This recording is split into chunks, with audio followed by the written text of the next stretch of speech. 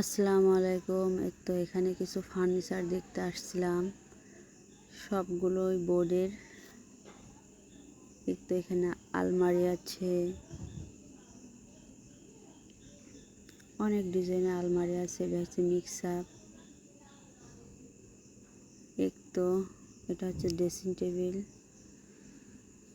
তো নতুন নতুন কালেকশন, বেনাপোল বাহাদুরপুর রোড। এখানে শো র্যাক আছে, খাট আছে। অবশ্য আমাদের জন্য নিতে আসেনি। এখানে সোফা আছে। এই তোমার বান্ধবীর ছেলে। এই তো